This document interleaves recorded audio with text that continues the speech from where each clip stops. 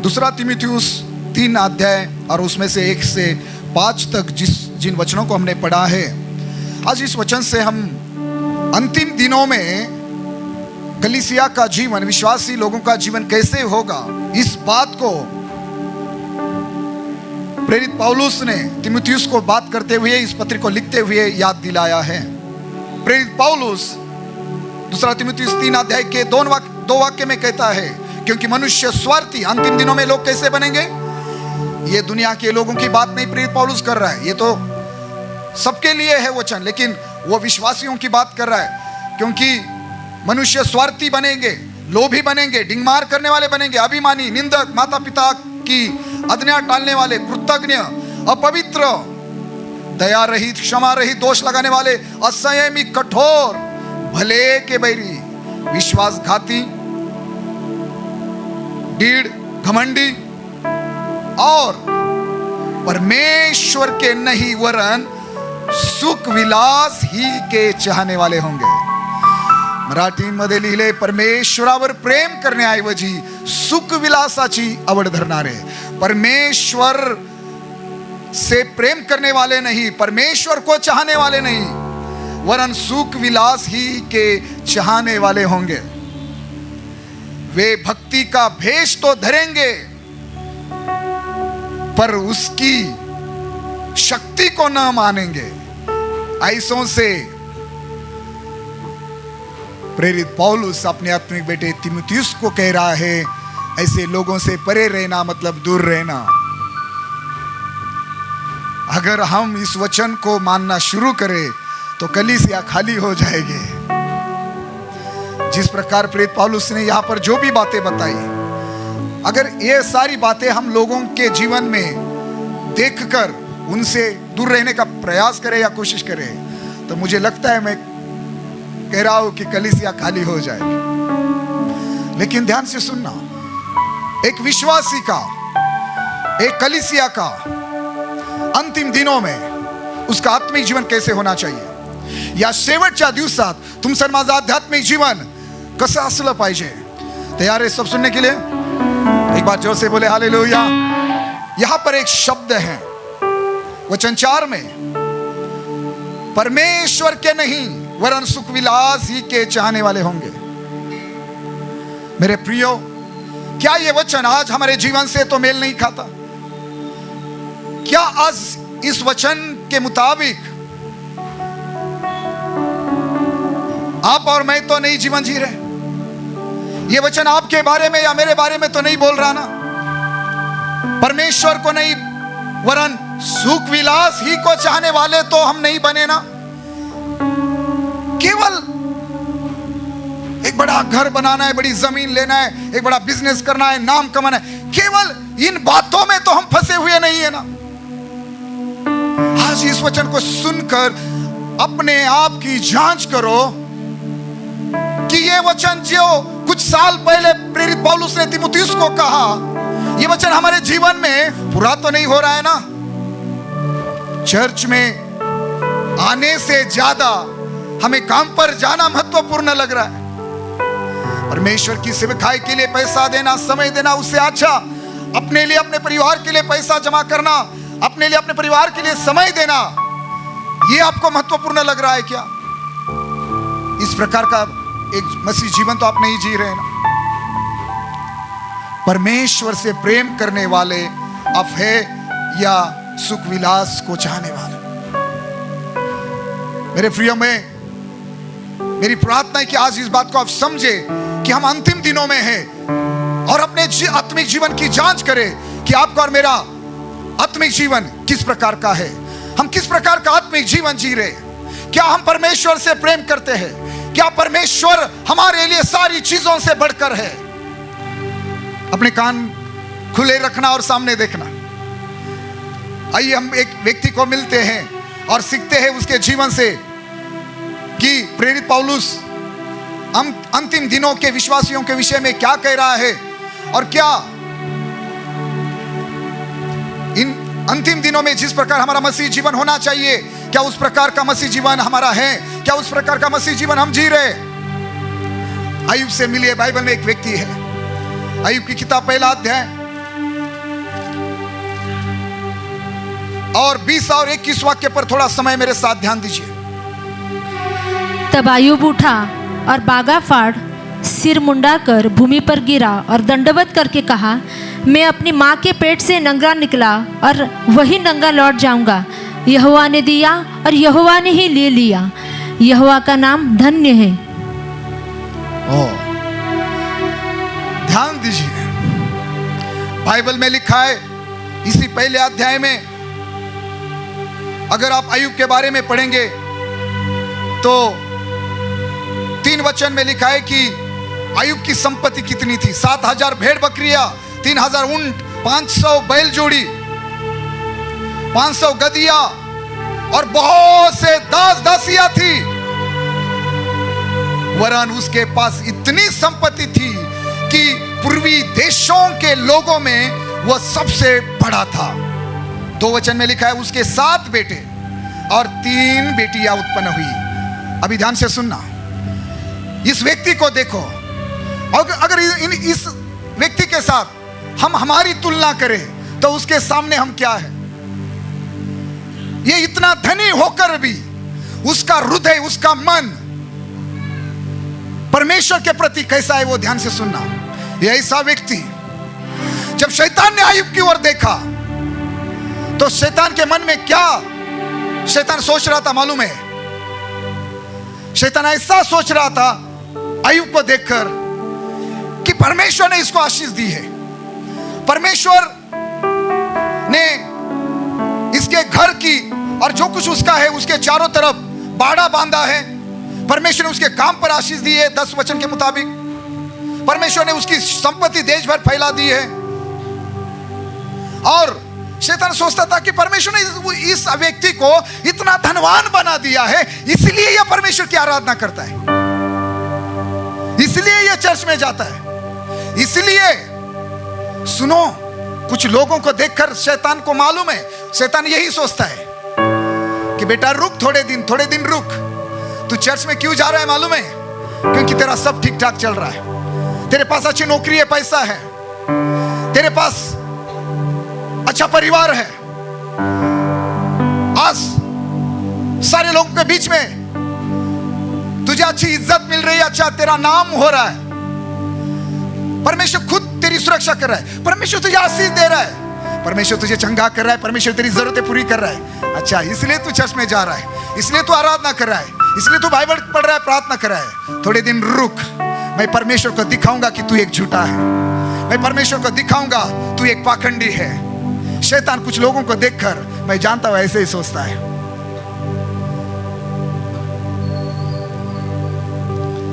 और शैतान को छोड़ो, मैं जानता हूं कुछ लोग सचमुच ऐसे ही है, केवल अपने लाभ के लिए, अपने फायदे के लिए, अपनी भलाई के लिए चर्च में आते हैं, आराधना करते हैं। लेकिन क्या कोई अय्यूब के समान है?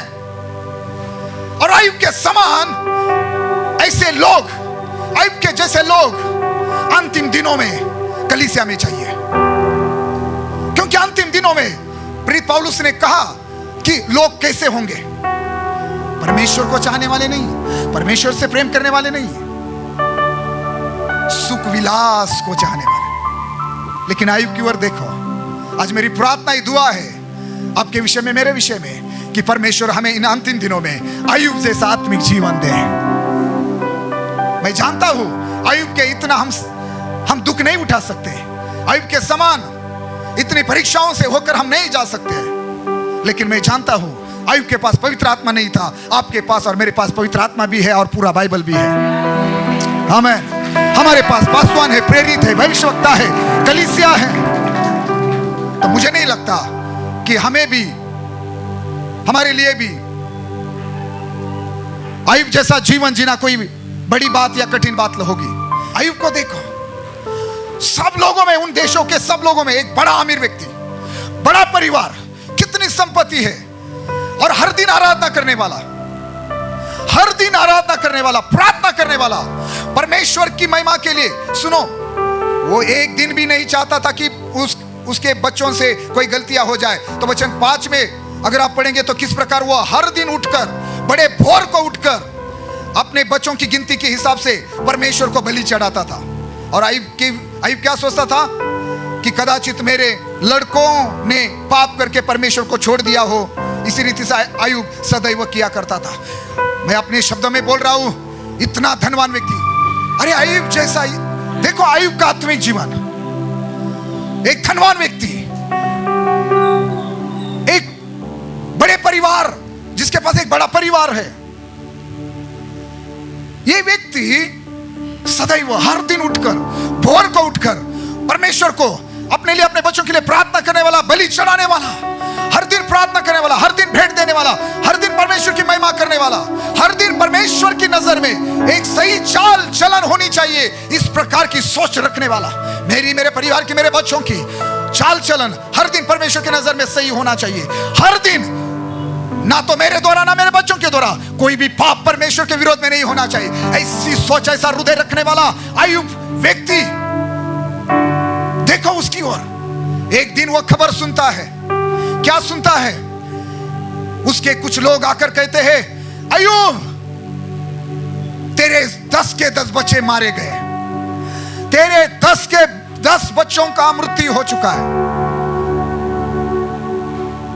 हमारे घर में, किसी के परिवार में किसी एक की मौत हो जाए तो क्या होगा? आप सोच सकते हैं वो दुख आपके लिए कितना बड़ा होगा। क्या करेंगे आप? एक ही दिन में अय्यूब क्या सुनता है? उसके 7 पुत्र, 3 बेटियां मर गई है। अय्यूब ने सुना कि अय्यूब तेरे 7,000 भेड़ बकरियां किसी ने लूट लिए, अय्यूब तेरे 3,000 ऊंट किसी ने लूट लिए, अय्यूब तेरी 500 बैल जोड़ियां किसी ने लूट लिए, तेरी 500 गधियां किसी ने लूट लिए हैं, वो लूट कर लेकर चले गए। आप समझ रहे मैं क्या कहना चाहता हूं? एक अच्छा जीवन जीने वाला, परमेश्वर की नजर में एक अच्छी चाल चलने वाला व्यक्ति, उसके जीवन में इतना बड़ा दुख आया। एक उसने ऐसी खबर सुनी कि उसके सारे बच्चे मारे गए, उसकी सारी संपत्ति किसी ने छीन ली। जब इस प्रकार की खबर अय्यूब ने सुनी, अय्यूब ने क्या किया? हम पढ़ते हैं इसी अध्याय के 20 और 21 वाक्य में कि अय्यूब उठा और बागा फाड़ सिर मुंडाकर भूमि पर गिरा और दंडवत करके कहा। अंग्रेजी अनुवाद के मुताबिक वह परमेश्वर की आराधना करने लगा। अंग्रेजी में वर्शिप शब्द आया है, वह परमेश्वर की आराधना करने लगा। और क्या कहने लगा? परमेश्वर की उपस्थिति में आराधना करते हुए वो कहने लगा, मैं अपनी मां की पेट से नंगा निकला और वहां नंगा लौट जाऊंगा। यहोवा ने दिया और यहोवा ही ने लिया, यहोवा का नाम धन्य है। क्या आज ऐसे मसीह कलीसिया में नजर आते हैं? अय्यूब ने सुना उसके सारे बच्चे मारे गए, सारी संपत्ति उसने गंवाई है। और ये सुनकर अय्यूब क्या करता है? भूमि पर गिर जाता है और परमेश्वर की आराधना करने लगता है। और क्या कहता है? ना सवाल उठा रहा है, ना परमेश्वर को दोष लगा रहा है, ना उसके मन में कोई कड़वाहट है, ना वो कुछ कुड़कुड़ा रहा है, ना गुस्सा कर रहा है, भूमि पर गिर रहा है। उसने अपने बागे को फाड़ दिया, सिर मुंडवा दिया, इतना अपने आप को दीन किया, भूमि पर गिरा। और उन तमाम बुरी खबरों के लिए, बच्चों की मृत्यु की बातों को सुनकर, सारी संपत्ति उसकी छीन ली गई है, ये सारी खबरें सुनकर वो भूमि पर गिरकर परमेश्वर की आराधना कर रहा है। और क्या कह रहा है? यहोवा ने दिया, यहोवा ही ने लिया, यहोवा का नाम धन्य है। इस प्रकार की क्रिया करके अय्यूब क्या कहना चाहता है? अय्यूब तू परमेश्वर को क्या कहना चाहता है? अरे कुछ तो ऐसा बोल जो शैतान सुनना चाहता है। अरे कुछ ऐसा तो बोल गुस्से में आकर, कुछ ऐसे सवाल तो उठा जिसके कारण शैतान के चेहरे पर मुस्कुराहट आ जाए। कुछ तो ऐसा कर जिसके कारण शैतान तेरी ओर देखकर ये कहे, हाँ मैं जानता हूं यही असली अय्यूब की पहचान है। लेकिन अय्यूब तू क्या कर रहा है? तू क्या कहना चाहता है? यहोवा ने दिया और यहोवा ही ने लिया, और यहोवा का नाम धन्य है। इस प्रकार कहते हुए अय्यूब तू क्या कहना चाहता है? अय्यूब इतनी भयानक खबरें सुनने के बाद जिस प्रकार परमेश्वर की आराधना कर रहा है और जिस प्रकार परमेश्वर के नाम को धन्य कह रहा है, मैं आपको बताऊं, समझाऊं वो क्या कहना चाहता है। वो परमेश्वर को कह रहा है, परमेश्वर मैं जानता हूं, मैं समझता हूं, मुझे मालूम है जब मैं पैदा हुआ, जब मैं मां की पेट से बाहर निकला, मेरे शरीर पर कोई वस्त्र नहीं थे, मैं नंगा था, और मैं जानता हूं जब मैं मर जाऊंगा मैं मेरे साथ कुछ भी लेकर नहीं जाऊंगा। परमेश्वर मैं जानता हूं इस पृथ्वी पर जितने भी दिन के लिए तूने मुझे, जितने भी साल के लिए तूने मुझे जीवित रखा है, मैं जानता हूं जो कुछ मेरे पास था वो तूने मुझे दिया था। 7 पुत्र 3 बेटियां, हे परमेश्वर तूने मुझे दिए थे। हे परमेश्वर तूने मुझे 7,000 भेड़ बकरियां दी थी, तूने मुझे 3,000 ऊंट दिए थे, तूने मुझे 500 बैल जोड़ियां दी थी, 500 गधियां तूने मुझे दी थी, तूने मुझे संपत्ति दी थी। और हे परमेश्वर मैं जानता हूं सब तूने मुझे दिया था, और आज तेरे मन में आया कि ये सारी संपत्ति, मेरी संतति तू वापस ले। ये तेरे मन में आया, तूने दिया था, हे परमेश्वर तूने वापस लिया है। मैं क्या बोल सकता हूं? मुझे क्या अधिकार है सवाल उठाने का? मुझे क्या अधिकार है गुस्सा करने का? मुझे क्या अधिकार है कुड़कुड़ाने का? मुझे क्या अधिकार है तुझ पर उंगली उठाने का?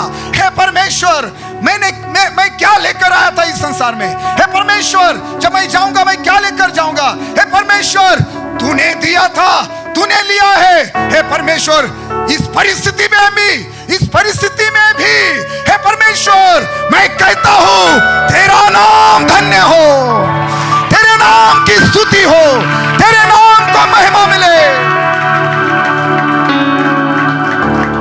अंतिम दिनों में क्या ऐसे विश्वासी कलीसिया में पाए जाएंगे? प्रेरित पौलुस ने कहा अंतिम दिनों में बड़ा कठिन समय आएगा। लोग कैसे होंगे? परमेश्वर को नहीं चाहने वाले, सुख विलास को चाहने वाले, परमेश्वर से प्रेम करने वाले नहीं, अपनी नौकरी से, पैसे से, परिवार से, संसार की चीजों से प्रेम करने वाले। ये वचन आपके साथ तो बात नहीं कर रहा ना आज। अय्यूब की जगह होते तो आप क्या करते? आप 1000 सवाल उठाते और आपका सवाल एक ही होता, परमेश्वर मैं हर संडे चर्च में जाता हूं, मैं हर महीना 10वां भाग देता हूं, मैं हर दिन बाइबल पढ़ता हूं, प्रार्थना करता हूं, सप्ताह में कितनी बार उपवास करता हूं, हर बुराई से अपने आप को दूर रखता हूं। हे परमेश्वर तू मेरे साथ, मेरे जीवन में, मेरे परिवार में तू ऐसे कैसे कर सकता है? अगर तुझे वापस लेना ही था तो तूने बच्चे दिए ही क्यों? तूने परिवार दिया ही क्यों? क्यों मुझे संपत्ति दी? कितने सवाल उठाते और हम परमेश्वर को दोषी ठहराते। लेकिन अय्यूब क्या कर रहा है? अय्यूब ने उठकर अपना सिर मुंडाकर भूमि पर गिरा है परमेश्वर के सामने, और परमेश्वर की आराधना कर रहा है, और परमेश्वर के नाम को कह रहा है, परमेश्वर के नाम को उच्चारण कर रहा है, परमेश्वर को बोल रहा है, परमेश्वर तूने दिया और तूने लिया, तेरा नाम धन्य हो। आप क्या सोच रहे हैं? कितना जोर से तमाचा लगा होगा शैतान के गाल में, कितना मुंह काला हुआ होगा शैतान का। शैतान सोच रहा होगा मैं क्या सोच रहा था और ये क्या कर रहा है। मुझे लग रहा था ये कुछ ऐसा बोलेगा जिसके कारण परमेश्वर की निंदा होगी, लेकिन ये क्या कर रहा है? सामने देखो, अय्यूब के हृदय में झांक कर देखो, अय्यूब और क्या कहना चाहता है।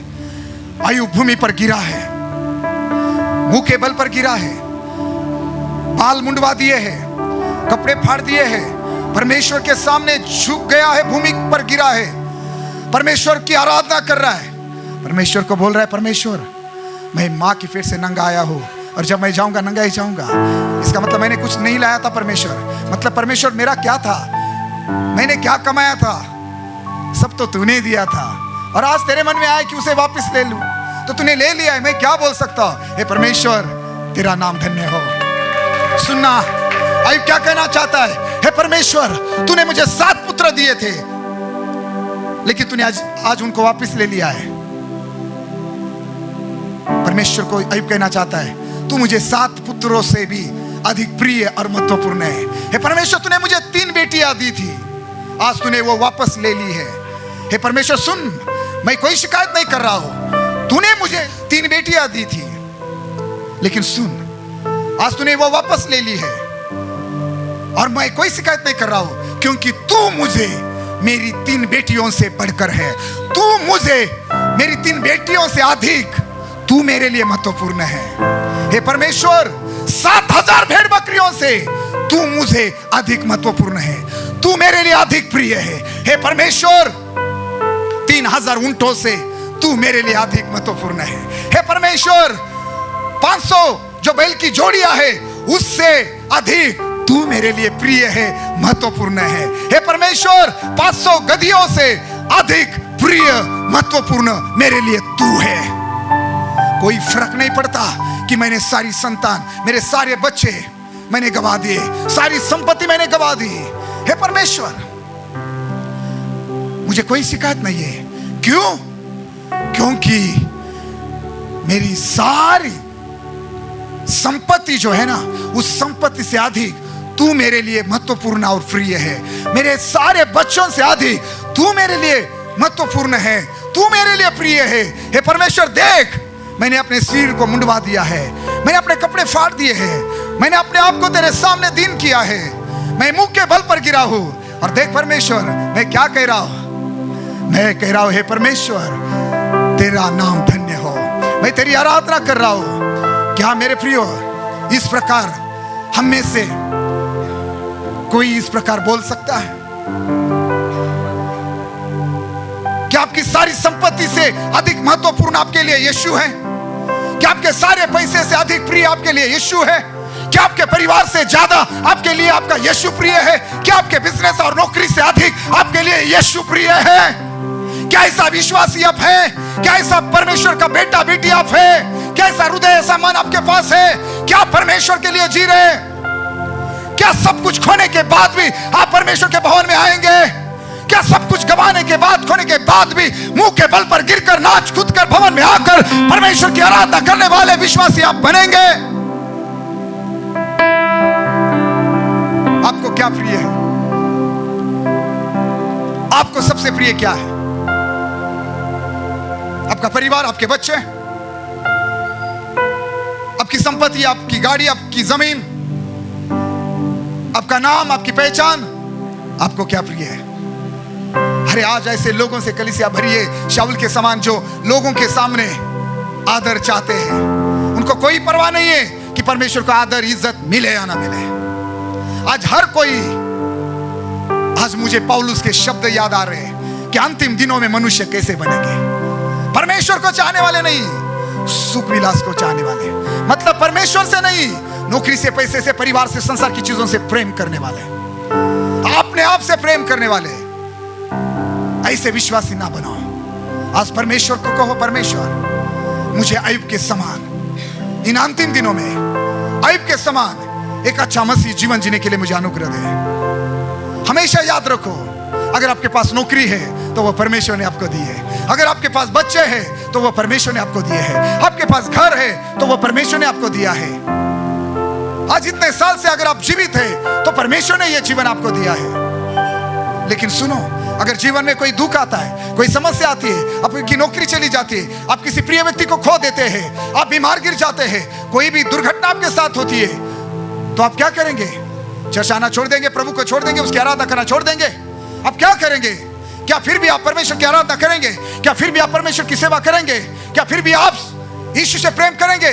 क्या आप परमेश्वर को ये कहेंगे, परमेश्वर, ना तो स्वर्ग में ना पृथ्वी पर तुझे छोड़कर मुझे कोई प्रिय नहीं है, मैं किसी को नहीं चाहता तुझे छोड़कर, परमेश्वर मैं तुझे चाहता हूं। क्या ही इस प्रकार आप कह पाएंगे।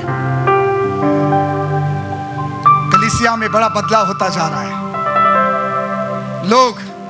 लोगों के पास परमेश्वर के लिए पैसा नहीं है, लोगों के पास परमेश्वर के लिए समय नहीं है, लोग परमेश्वर के लिए कुछ करना नहीं चाहते, कोई सुसमाचार सुनाना नहीं चाहता, कोई कुछ नहीं करना चाहता। चर्च, कई बार हमारे जीवन में ऐसे दुख आ जाते हैं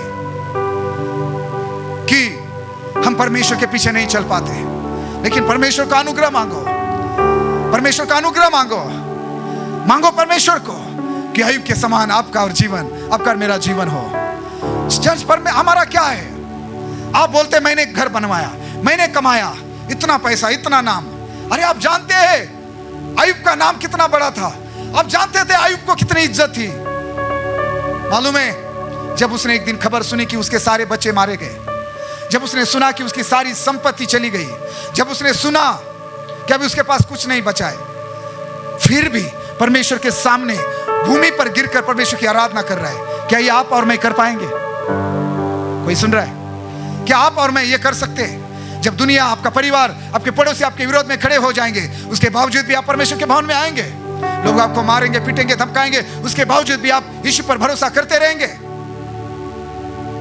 इतना ही नहीं, यहां पर कहानी खत्म नहीं हुई, यहां पर यह घटना खत्म नहीं हुई। परमेश्वर ने पूछा शैतान को, अभी कैसा लग रहा है? और शैतान ने अय्यूब पर उंगलियां उठाई। परमेश्वर ने बोला चलो ठीक है, जा, तुझे और कुछ करना है उसके जीवन में कर दे, लेकिन उसकी जान मत लेना। मालूम है, अगले वचन में, दूसरे अध्याय के 7 वचन में अगर आप पढ़ेंगे तो शैतान ने क्या किया? अय्यूब को पांवों के तलवे से ले सिर की चोटी तक बड़े बड़े फोड़ों से पीड़ित किया। शैतान ने उसके शरीर पर बड़े बड़े फोड़ कि वो बीमारी उसके शरीर में डाल दी। पूरा शरीर फोड़ों से भर गया। और मालूम है, अय्यूब की इस किताब के 7 अध्याय के 5 वचन में बाद में उसकी शरीर की उस बीमारी की स्थिति बताई है।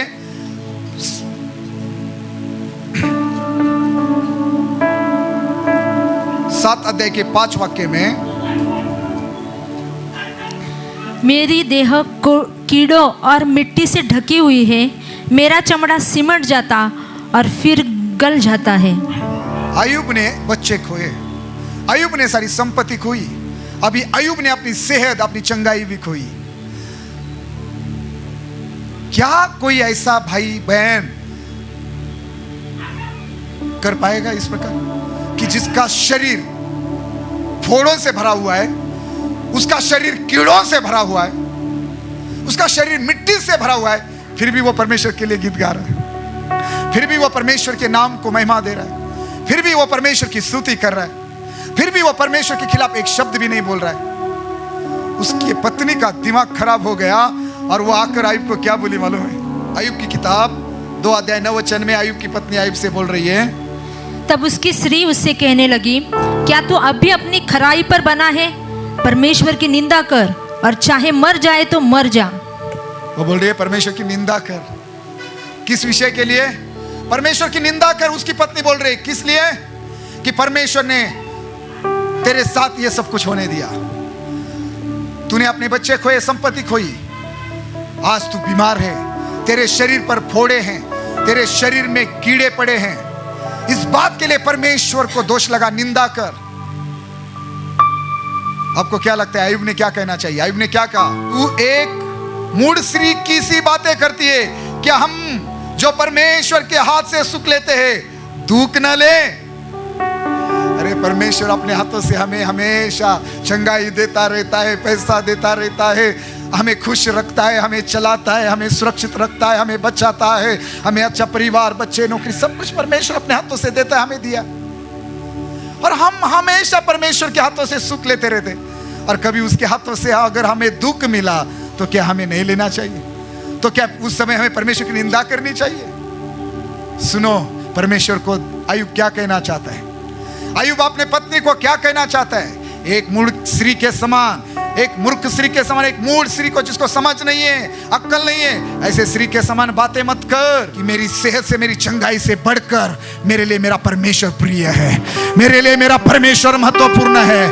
मैं उसकी आराधना करना कभी नहीं छोड़ूंगा, मैं उसका नाम लेना कभी नहीं छोड़ूंगा, मैं उसकी सेवा करना, महिमा करना कभी नहीं छोड़ूंगा, मैं उसकी निंदा कभी नहीं करूंगा, मैं उसको कभी दोष नहीं लगाऊंगा।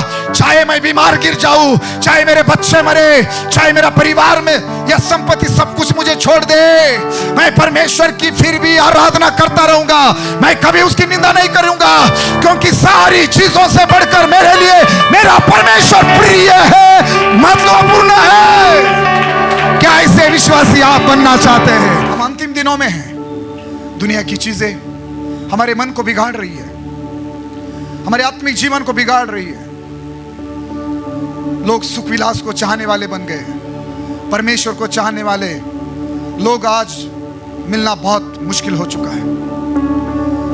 देखो, जब उसने सुना कि उसकी सारी संपत्ति, उसकी सारी संतति चली गई है, अगर बच्चे कहीं चले जाते तो बात अलग है, वो मर चुके हैं, संपत्ति शत्रु ने लूट ली है। इतना ही नहीं, जब उसने देखा कि वो बीमार गिर चुका है, पांव से लेकर सिर तक शरीर फोड़ों से भर चुका है, बाद में देखता है पूरा शरीर कीड़ों से भर चुका है, क्या अय्यूब ने गुस्सा करना चाहिए था? इतना ही नहीं, उसने अपनी संपत्ति, अपनी संतति, अपनी सेहत सब कुछ खोया। इतना ही नहीं, आपको मालूम है अय्यूब को कितनी इज्जत थी उन दिनों में, उसके देश में, उसके घर में, उसके समाज में अय्यूब को कितनी इज्जत थी मालूम है? पढ़ना कुछ वचनों को मेरे साथ।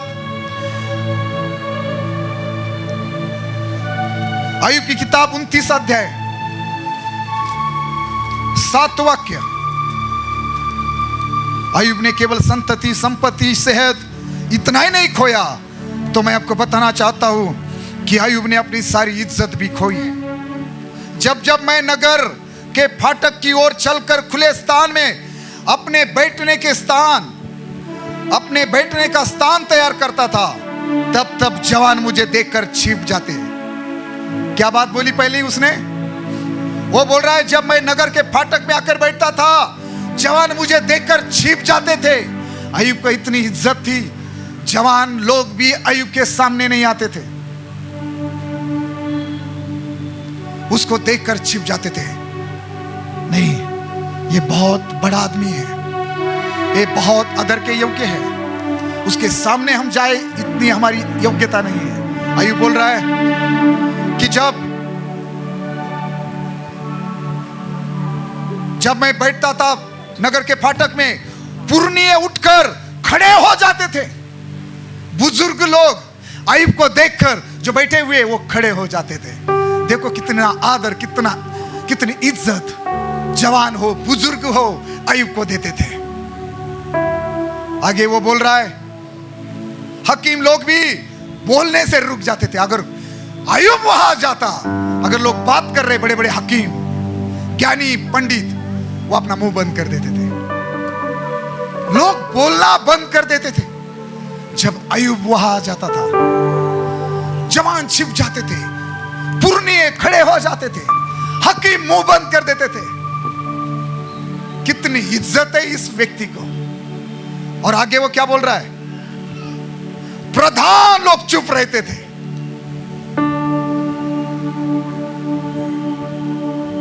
और उनकी जीभ तालू से सट जाती थी। इतना ही नहीं, वो बोल रहा है, जब कोई मेरा समाचार सुनता था तो वो मुझे धन्य कहते थे। 23 वचन में, जैसे लोग बरसात की, वैसे ही मेरी भी बाट देखते थे, और जैसे बरसात के अंत की वर्षा के लिए, वैसे ही वो मुंह पसारे रहते थे।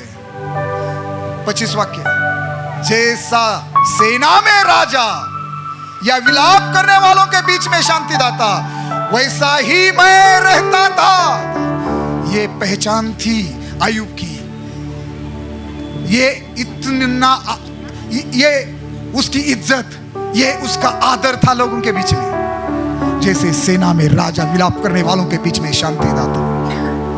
लेकिन क्या हुआ सुनना, जब अभी अय्यूब के जीवन में दुख आया तो 30 अध्याय के पहले वचन में अभी अय्यूब बोल रहा है, परंतु आप,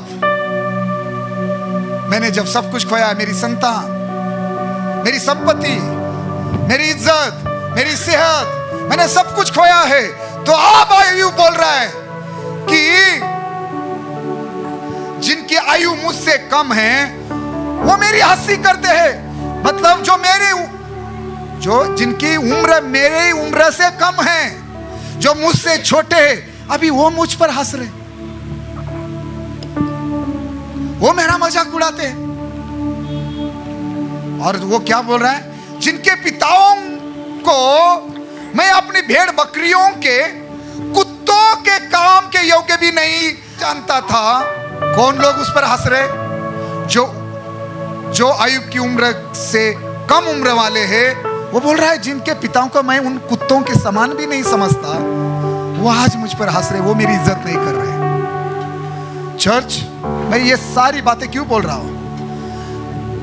इतना सब कुछ अय्यूब के जीवन में हुआ, फिर भी सब कुछ चले जाने के बाद भी अय्यूब परमेश्वर की आराधना कर रहा है। इसको बोलते हैं सच्चा आराधक, इसको बोलते हैं सच्चा विश्वासी, इसको बोलते हैं सच्चा सेवक, इसको बोलते हैं सच्ची कलीसिया, इसको बोलते हैं एक सच्चा मसीह परिवार।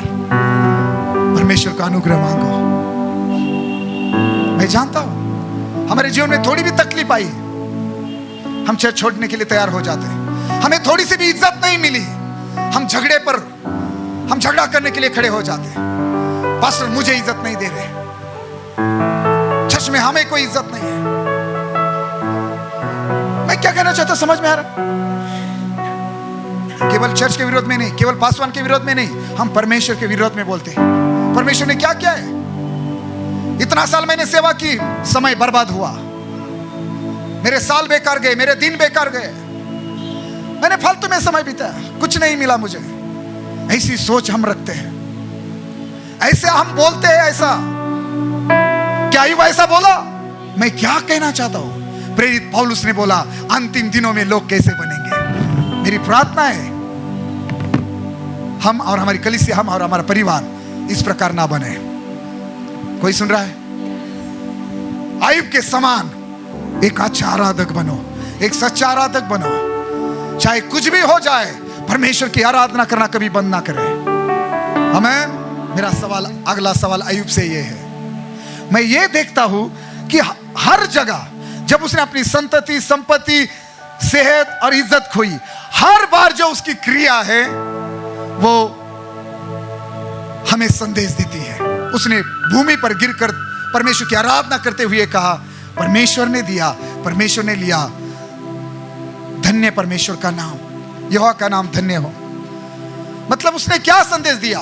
उसने कहा कि मेरे लिए मेरी संतति से, संपत्ति से, सेहत से बढ़कर और महत्वपूर्ण अगर मेरे लिए कौन है तो वो मेरा परमेश्वर है। उसकी आराधना करना, उसकी सेवा करना, ये मेरे लिए महत्वपूर्ण है। उसकी इच्छा के मुताबिक चलना, ये मेरे लिए महत्वपूर्ण है।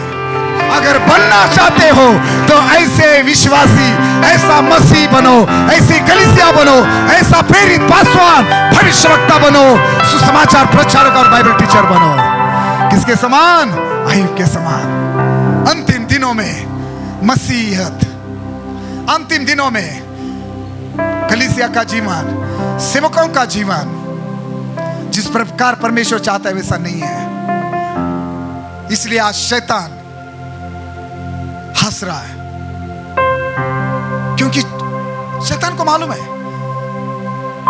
कि लोगों के जीवन में जब दुख आएंगे, थोड़ी परेशानी आएंगी, नौकरी नहीं रहेगी, बिजनेस नहीं रहेगा, परिवार नहीं रहेगा, शैतान को मालूम है ये यीशु का नाम कभी नहीं लेंगे। लेकिन अय्यूब का जीवन शैतान के गाल पर एक बड़ा तमाचा है। अय्यूब की गवाही शैतान के मुंह को काला करने वाली गवाही है। हालेलुया! ये आपकी और मेरी भी गवाही हो यीशु मसीह के नाम से। कभी शैतान हमारे जीवन के द्वारा ऐसा ना बोल सके कि हाँ, मैं जानता हूं ये ऐसा ही मसीह है। हालेलुया। एक आराधक का जीवन, मतलब एक सच्चा आराधक कैसा है? सब कुछ खो देने के बावजूद, सब कुछ गंवाने के बावजूद भी वो परमेश्वर की आराधना करता रहे। यह आराधना है। उत्पत्ति की 22 अध्याय में जब इब्राहिम को परमेश्वर ने कहा उस पहाड़ पर जाकर अपने बेटे का मेरे लिए बलि देना, अय्यूब की किताब, उत्पत्ति किताब 22 अध्याय के 5 वाक्य में, जब वह उस पहाड़ के पास इब्राहिम अपने बेटे के साथ आया, उसके साथ दो सेवक थे। बाइबल में पहली बार यह शब्द आया है आराधना, अंग्रेजी में वर्शिप, मराठी में उपासना, पहली बार यह शब्द आया है। मेरा सवाल यह है, उसने अपने सेवकों को कहा तुम यहां रुको, हम इस पहाड़ पर जाके परमेश्वर की आराधना करके आते हैं। मेरा सवाल यह है, इब्राहिम ने पहाड़ में जाकर किस प्रकार आराधना की? किस प्रकार आराधना की? वहां जाकर उसने गीत गाए, वहां जाकर उसने तालियां बजाई, वहां जाकर उसने कुछ संगीत बजाया, वहां जाकर उसने क्या, किस प्रकार आराधना की? आराधना क्या है? अपने एकलौते प्रिय पुत्र को उठाकर बांधकर वेदी पर रखना और उसका परमेश्वर के लिए बलि चढ़ाना, यह आराधना है। अपनी सबसे कीमती चीज परमेश्वर को देना, यह वर्शिप है। एक सच्चे आराधक की पहचान यह है कि उसकी संपत्ति चली जाए, संतति चली जाए, सेहत चली जाए, इज्जत चली जाए, फिर भी वह परमेश्वर के सामने भूमि पर गिर कर उसकी आराधना करे और परमेश्वर के नाम को धन्य कहे। ये सच्चे आराधक की पहचान है। अपने जीवन में हमेशा सबसे प्रिय चीजें परमेश्वर को देने का मन रखो। अपना समय, अपना जीवन, अपना पैसा, सब कुछ। फिलिपियों 3:7 पढ़ो। परंतु जो जो बातें मेरे लाभ की थी उन्हीं को मैंने मसीह के कारण हानि समझ लिया है। आपको समझ में आएगा? इस प्रकार की सोच रखेंगे आप? प्रेरित पौलुस बोल रहा है, जो चीजें मेरे लाभ की थी, उन चीजों को मैं मसीह के कारण हानि की समझा मेरे लिए। मतलब जो भी आप पढ़ना, प्रेरित पौलुस का जीवन कैसा था, वो कितना बड़ा व्यक्ति था, लेकिन यीशु के लिए उसने सब हानि का समझा। इसका मतलब पौलुस तो क्या कह रहा है? वो कह रहा है मेरे लिए यीशु से बढ़कर कुछ भी प्रिय नहीं है। इब्रानियों की पत्री 10 अध्याय और 32 वाक्य। तो उन पिछले दिनों को स्मरण करो जिनमें तुम ज्योति पाकर दुखों के बड़े संघर्ष में स्थिर रहे। ओके, वाक्य 34। क्योंकि तुम कैदियों के दुख में भी दुखी हुए और अपनी संपत्ति भी आनंद से लूटने दी, ये जानकर कि तुम्हारे पास एक और भी उत्तम और सर्वदा ठहरने वाली संपत्ति है। बायबल सांगतं मराठीमध्ये की तुम्ही तुमच्या संपत्तीची हानी, नुकसान आनंदाने सहन केले। जब उनकी संपत्ति लूटी गई नए नियम के विश्वासियों की, तो उन्होंने दुख नहीं जताया, आनंद से लूटने दी। कैसी सोच रखने वाले लोग थे ये? किस प्रकार का व्यक्ति था मूसा? इब्रानी की पत्री 11 अध्याय 26 वचन पढ़े मूसा के विषय में, तो लिखा है उसने मसीह के कारण निंदित होने को मिस्र के भंडार से बड़ा धन समझा। यीशु मसीह के लिए निंदा सहन करना मिस्र के धन से बड़ा धन समझा मूसा ने। कैसी सोच थी इन लोगों की? कैसा जीवन जिया इन लोगों ने परमेश्वर के लिए? कितना सैक्रिफाइस किया, कितना बलिदान दिया इन लोगों ने परमेश्वर के लिए। और सबसे बड़ी गवाही तो आपके और मेरे यीशु की है। वो परमेश्वर के बराबर का था, वो परमेश्वर होकर मनुष्य बना, वो धनी होकर दास बना, वो धनवान होकर कंगाल बना। उसने अपने आप को शून्य किया और उसने वो मृत्यु अपना ही क्रूस की मृत्यु आपके लिए और मेरे लिए। अरे हम उसकी संतान हैं, किस प्रकार का जीवन हम जी रहे हैं। अंतिम बात मैं यही बोलना चाहता हूं, परमेश्वर से बढ़कर आप किसी भी चीज को, वस्तु को, व्यक्ति को चाहने वाले मसीह ना बने। अय्यूब के समान आपकी नजर में आपका परमेश्वर सबसे ऊपर स्थान पर होना चाहिए। आपका प्रेम सबसे ज्यादा परमेश्वर पर होना चाहिए। आपके लिए यीशु से बढ़कर कोई प्रिय नहीं होना चाहिए। खुद की सेहत, खुद की इज्जत भी नहीं। यीशु के लिए अपमान, निंदा भी क्यों ना सहन करनी पड़े, यीशु मसीह के लिए दुख भी उठाना क्यों ना पड़े, यीशु मसीह के लिए सब कुछ खोना भी क्यों ना पड़े, लेकिन उसकी आराधना करते रहने वाले मसीह बने। अंतिम दिनों में इस प्रकार के मसीह लोगों की, इस प्रकार के विश्वासियों की परमेश्वर को जरूरत है। हमारा जीवन इन अंतिम दिनों में अय्यूब के समान जीवन हो। सारी चीजों से बढ़कर परमेश्वर से सबसे अधिक प्रेम करने वाले, परमेश्वर को सबसे ज्यादा आदर, इज्जत और महत्व देने वाले विश्वासी बने। कितने लोगों ने वचन सुना? सब लोग जोर से बोले आमीन, हालेलुया।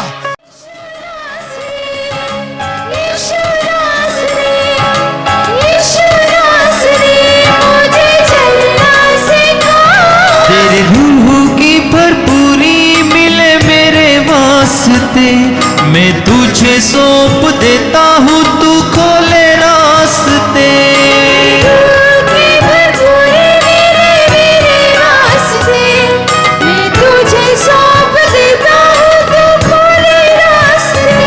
तेरे रूह की भरपूरी मिले मेरे वास्ते, मैं तुझे सौंप देता